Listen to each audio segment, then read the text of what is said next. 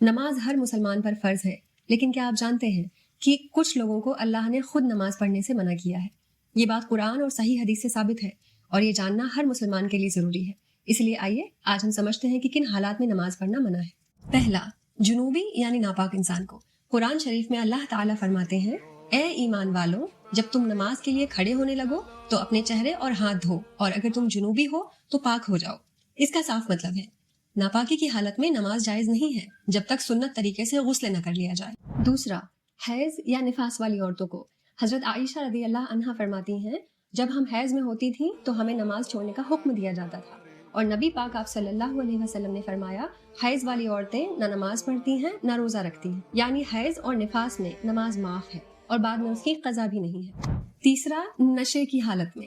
اللہ تعالیٰ سورہ نساء میں فرماتے ہیں، اے ایمان والو، نشے کی حالت میں نماز کے قریب نہ آؤ جب تک تمہیں یہ نہ پتا ہو کہ تم کیا کہہ رہے ہو، یعنی نشے میں نماز پڑھنا حرام ہے، ہوش میں آنے تک کا انتظار کرنا ہوگا۔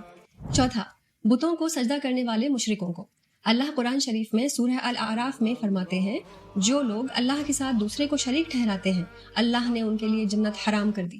مطلب مشرک کی نماز قبول نہیں ہوگی، کیونکہ شرک سب سے بڑا گناہ ہے۔ نبی پاک آپ صلی اللہ علیہ وسلم نے فرمایا، شرک اور کفر کرنے والے کی نماز اور نیکیاں سب برباد ہیں۔ پانچواں، مرتد یعنی اسلام چھوڑنے والے کو۔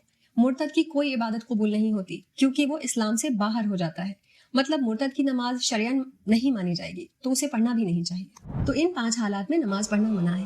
اللہ ہمیں دین کو صحیح طریقے سے سمجھنے کی توفیق دے اور ہماری ہر نماز کو اپنی رحمت سے قبول فرمائے اور ایمان پر قائم رکھے۔ اگر ریمائنڈر اچھا لگا ہو تو کمنٹ میں آمین لکھو، لائک کرو اور شیئر کرو۔ اللہ حافظ۔